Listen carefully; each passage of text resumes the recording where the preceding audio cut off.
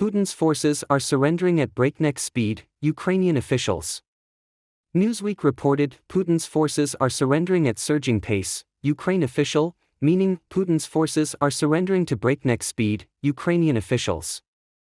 According to the General Intelligence Service of Ukraine, Russian President Vladimir Putin's troops are surrendering at an increasing rate in the ongoing war in Ukraine.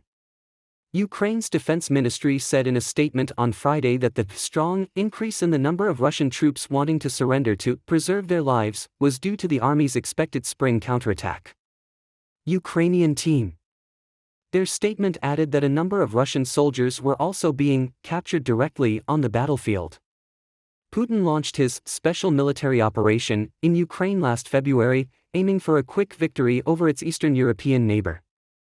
However, Ukraine responded with a stronger-than-expected defensive effort, aided by Western aid, which undermined Russia's military interests. After more than a year of conflict, fighting is still concentrated in Ukraine's easternmost regions, with analysts suggesting that Russia's winter offensive has largely failed. Vitaly Matvienko, a spokesman for the I Want to Live hotline, said that the number of applications for surrender by Russian soldiers has doubled from last month to 3,000. I Want to Live is a project run by the Coordination Headquarters for the Treatment of Prisoners of War, with support from the Ministry of Defense of Ukraine and the General Intelligence Service. The project began last September to encourage members of the Russian military to save their lives by giving up fighting for Moscow. Most recently, Russia's fighting intensified in Bakhmut, located in Ukraine's Donetsk region, the site of months-long battles between Ukrainian and Russian forces. Ukraine's counteroffensive operation on the ground has not yet begun, but its effectiveness is already bearing fruit. The choice of a Russian soldier in war is simple: die or be captured. However, a series of sudden, flashy events can change everything, the Ukrainian Defense Ministry said Friday, warning that the chances of surrender were narrowing. In early March, Ukrainian officials reported that a total of 9,836 individuals mobilized from Russia and the temporarily invaded territories of Ukraine chose to surrender. There were about 3,500 applications in November, the same month that the wives and mothers of 21 mobilized Russian soldiers announced that the men were being held by Russia in the Donetsk region in eastern Ukraine and threatened with execution. Decided to refuse to fight. Although Ukrainian officials do not disclose the number of Russians who surrendered, they have repeatedly said that their numbers are constantly growing, along with interest in the project by the Russians. According to Ukrainian officials, more than 14 million people have accessed the I Want to Live hotline since it was launched. About 84% of visitors come from Russia. The project provides surrenderers with 3 meals a day, medical services, and the ability to communicate with loved ones. It also complies with the Geneva Conventions on the provision of legal aid and assistance through a variety of international organizations. Newsweek has emailed the Russian Defense Ministry and Russian military analyst Pavel Felgenhauer for comment. 2. The battles for Bakhmut continue. Battles between Ukrainian and Russian forces in Bakhmut continue, as Russian forces attempt to gain full control of the key eastern city, the General Staff of the Ukrainian Army said. The main focus of Russian attacks remains on the Bakhmut, Avdiivka, Mariinka and Lyman regions, where Russian forces have carried out more than 40 attacks in the past 24 hours. In the Bakhmut area, the enemy continues to conduct offensive actions, trying to take full control of the city of Bakhmut, and combat operations continue. Ukrainian defense forces repelled about 14 Russian attacks in the past 24 hours in the Bakhmut region. According to the General Staff, Russian forces also continued their offensive south of Bakhmut in the Avdiivka and Mariinka regions, adding that the heaviest fighting in this area is taking place near Mariinka, where more than 10 enemy attacks were repelled. The General Staff said a Russian Su-25 plane was destroyed near Mariinka. In the past 24 hours, across Ukraine, Russian forces have carried out 14 airstrikes and 2 missile strikes, and fired more than 10 multi-role missile launchers at the positions of our troops and the civilian infrastructure of the settlements, said the General Staff. Ukrainian forces have carried out 9 attacks on areas of aggression concentration. In the past 24 hours, the invaders lost 480 soldiers, 2 tanks, 3 armored vehicles, 8 artillery systems, a multiple launch rocket system, and 13 troop and fuel transport vehicles. Overall, from February 24, 2022 to April 2 to April 7, 2023, the Ukrainian Self-Defense Forces eliminated 177,110 Russian soldiers from the battle.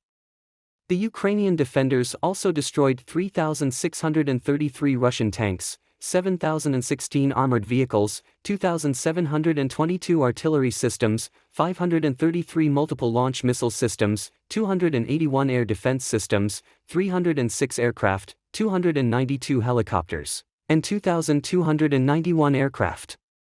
Unmanned aircraft, 911 cruise missiles, 18 battleships, 5,587 troop and fuel transport vehicles, 304 specialized equipment. 3. The Pentagon investigates the alleged leak of classified documents of U.S. and NATO intelligence on Ukraine. The Pentagon is investigating what appears to be screenshots of classified U.S. and NATO military information about Ukraine circulating on social media, a Pentagon official told reporters. CNN reviewed some of the images circulating on Twitter and Telegram, but could not verify whether they were authentic or edited. The Pentagon's Deputy Press Secretary Sabrina Singh said she would not comment on whether the documents were genuine, but said in a statement that the Department of Defense was aware of reports concerning the documents' social media posts and the ministry is looking into the matter. Mikhailo Podolyak, an advisor to the head of Ukraine's presidential office, told CNN that he believes the Russians are behind the purported leak and that the documents they disseminated are dishonest, not connected with the truth, nothing to do with Ukraine's real plans, but is based primarily on a large amount of fictional information. The emergence of documents, whether authentic or not, has focused heavily on the start of Ukraine's planned counterattack and what either side knew about the other's preparations for the counterattack. One image that has been circulating on Russia's Telegram channels and reviewed by CNN is a photo of a copy of a document titled, "Building the Combat Strength of the Ukrainian Armed Forces with Support of the United States, Allies and Partners." Another document is titled Russian/Ukrainian Coalition Daily Update J3/4/5, D+370. J3 deals with the operations of the U.S. military's General Staff, J4 deals with logistics and engineering, and J5 proposes strategies, plans, and policy recommendations. The New York Times, which was the first to reveal the Pentagon investigation, reported that some images circulating online depict intelligence that could be useful to Russia, such as Ukrainians is using ammunition used in U.S.-supplied missile systems. Podolyak called the documents a hoax, the dust in your eyes, and said that, if Russia really received preparations for the real script, they would not have made them public. 4. Declared Pentagon documents on Ukraine were also posted to the video game chat room. Early Friday, April 7, news of the leak of allegedly classified Pentagon documents radio related to Ukraine's counterattack has stirred many people. However, the consequences of this took an unexpected turn on Friday, when evidence emerged that versions of the document had been posted more than a month ago to a chat-focused online chat room. Play game. Images of several documents, including an estimate of Russian casualties and a list of Western weapons systems available to Ukraine, were posted to the Discord chat app in early March, according to screenshots of posts reviewed by CNN. This material has been sitting in the Minecraft Discord server for a month and no one has noticed, said Toller, the man in charge of Minecraft Discord. Minecraft is one of the most popular video games in the world, and the Discord server is a dedicated space to discuss a common topic. It wasn't until this week that the documents started getting more attention. Toller said one user posted part of the document to 4chan, a largely uncensored online forum, and then a Russian speaker posted an altered version of one of the documents on the platform. Telegram messaging. American officials believe someone altered that document to estimate the number of Ukrainians killed in the war much higher than it actually is. Panic was rampant on Discord Friday, as some users wondered if they might get into trouble reposting documents, particularly those currently under investigation by the U.S. government. One user who posted photos of the documents on March 1 appeared to be so scared that he deleted his Twitter and Discord accounts. One expert interviewed by CNN questioned whether this was the work of state actors. Thomas Ridd, who studies state-backed information operations, told CNN, "The fact is the online availability of unedited versions, and versions that have been shown to be edited, that makes me suspect that this is a professional Russian intelligence operation." Historically, if an intelligence agency had access to classified documents from an adversary and decided to falsify some documents, it would not have made both versions of those documents public at the same time, said Rid, a professor at Johns Hopkins University's School of Advanced International Studies. That just makes it easier to spot the truth and thus defeats the purpose, Rid said. 5. Experts believe that the leaked Ukrainian counterattack plans could be Putin's plot. Newsweek newspaper has a report titled "Leaked Ukraine Counteroffensive Plans May Have Been Putin Ploy," says expert, which means expert Ukraine. Experts believe that leaked Ukrainian counterattack plans could be Putin's plot.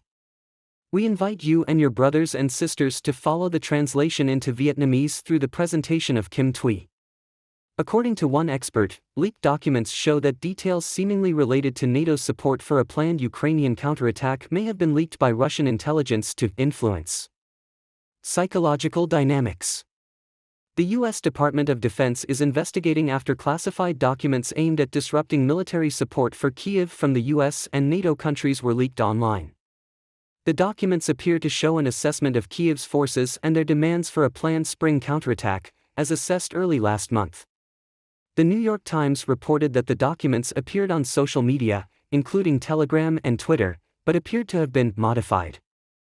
This, the report adds, could indicate a misinformation effort by Moscow, aimed at making people believe there were substantial breaches of U.S. intelligence in an effort to support the United States, support Ukraine. We are aware of reports of social media posts and the Department of Defense is looking into the matter. According to Marina Myron, a postdoctoral researcher in the Department of War Studies, King's College London, there are several options for explaining this leaked information. She told Newsweek they were probably leaked by Russian intelligence agencies because of a psychological effect. It would severely undermine the information-sharing activities Kyiv is undertaking with Western supporters, she said, adding that Moscow's intelligence services are well known for these types of leaks. The Russians can then turn the story to their advantage, she said. On Friday, Kremlin Press Secretary Dmitry Peskov said that Russia has no doubt that the United States or NATO is directly or indirectly involved in Ukraine, according to state news agency RIA Novosti.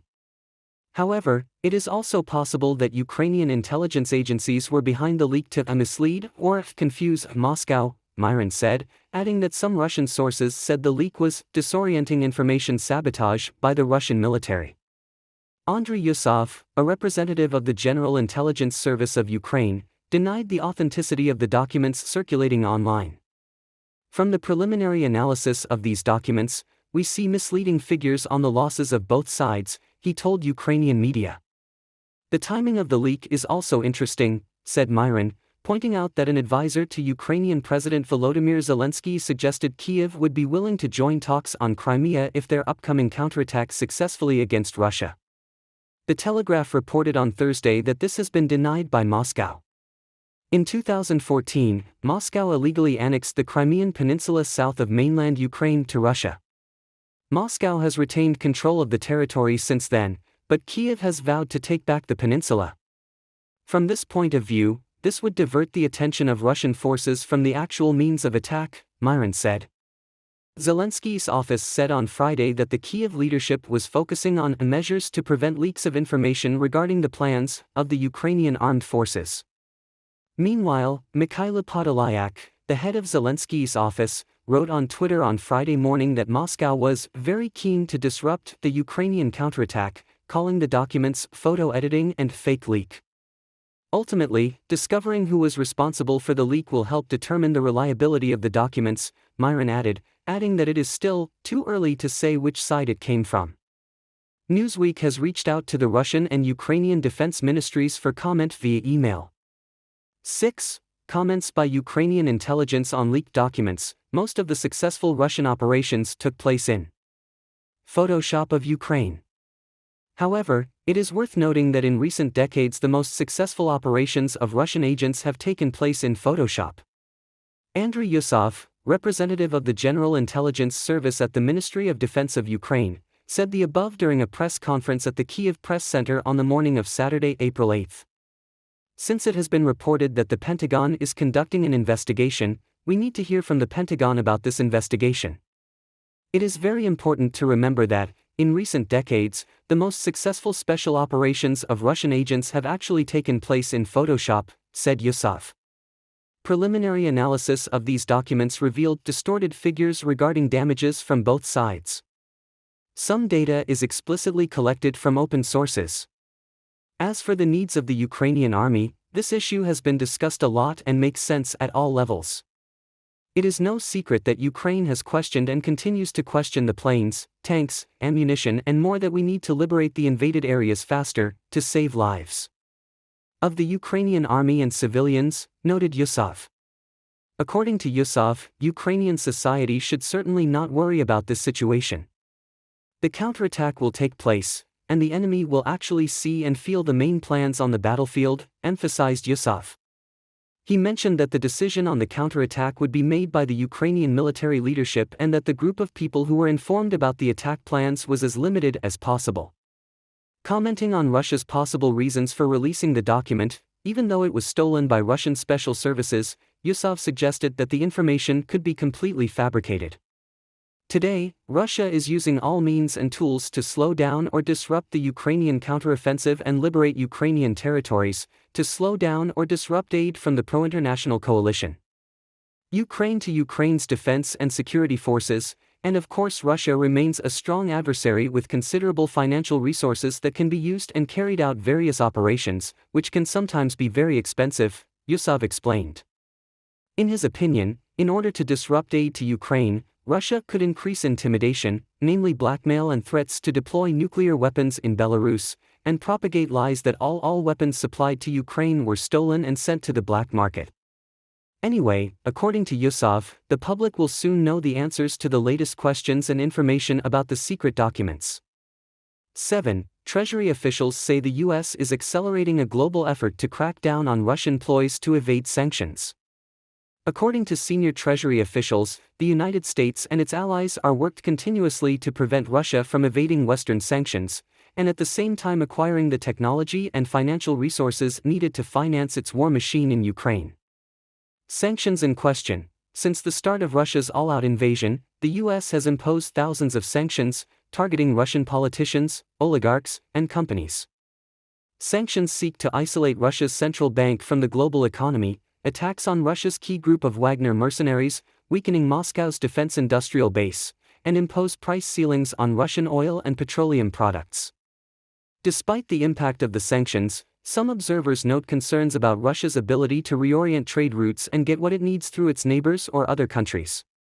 More permissive jurisdictions, such as the United Arab Emirates and Turkey. The Treasury Department said Russia has even tasked its intelligence agencies with finding ways to circumvent sanctions, which, from the US perspective, continue to pressure. Force. The United States has made great efforts to share information with allied countries and businesses about how the Kremlin is trying to evade the sanctions regime. In recent months, the United States has achieved some encouraging results from its public and private efforts. The Turkish government told the United States last month that it had taken further action to block shipments of sanctioned goods directly to Russia, according to a source familiar with the discussion. More diplomacy to come. Leaders of the global financial system will attend the International Monetary Fund and World Bank spring meetings in Washington, D.C. next week, gives the Treasury another chance to increase pressure on key countries in an attempt to evade Russian sanctions. Over the next month, senior officials will also be scattered around the world to strategize with other governments. Two of the Treasury Department's top sanctions officials, Brian Nelson and Liz Rosenberg, will be involved in the effort. Nelson will visit Switzerland, Italy, Austria, and Germany. Rosenberg will travel to Kazakhstan in Central Asia, an area with a long history of ties to Russia, where officials fear Russia has been sourcing raw materials. 8. 31 Ukrainian children return home after being illegally taken to Russia. According to Save Ukraine, a humanitarian organization based in Kyiv, 31 children have returned to Ukraine after they were illegally brought to Russia. France. The children, dragging suitcases and bags of belongings, with some stuffed animals clutching them, along with family members, were hugged by volunteers after walking across the border into Ukraine. Then, they boarded the bus to continue their journey.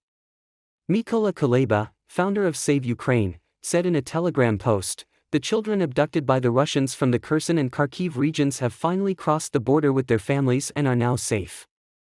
Both children and their parents have immediate psychological and physical resilience. And we will continue to care for them until the families return to their homes, Kuleba said. Ukrainian volunteer Oля Yarakina told CNN this is the fifth rescue mission arranged by the organization. She said a group of 13 mothers left Ukraine more than a week ago, many of them given authorizations allowing them to pick up someone else's child other than their own. The group traveled to Poland before passing through Belarus, Russia and finally into Russian-invaded Crimea, where they were reunited with 24 children. She said 7 other children were collected in Voronezh, Rostov and Belgorod, all in Russia. Yarakina said facilitating rescue missions is difficult because Save Ukraine has no official contact with anyone in Russia. Instead, the organization received vital help from volunteers in different locations. On March 18, the International Criminal Court, or ICC for short, issued arrest warrants for both Putin and his children's commissioner Lvova Belova, 38, on charges of attempted kidnapping. Ukrainian children to Russia. The ICC said that Lvova Belova was allegedly responsible for the serious war crime of illegal kidnapping. Since April 1, Russia has held the rotating presidency of the United Nations Security Council. Taking advantage of this opportunity, Russia gave Lvova Belova a video speech to defend Russia's child abduction. Representatives from 49 countries walked out of the meeting room. They say that Mother Lvova Belova must answer before the ICC, not at the UN Security Council. Lvova Belova is facing a very difficult situation for her.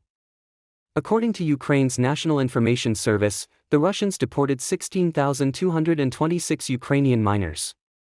However, for propaganda purposes, just before the International Criminal Court issued an arrest warrant, Lvova Belova boasted that the number of children being taken out of Ukraine was as high as 744,000, which is 45 times more.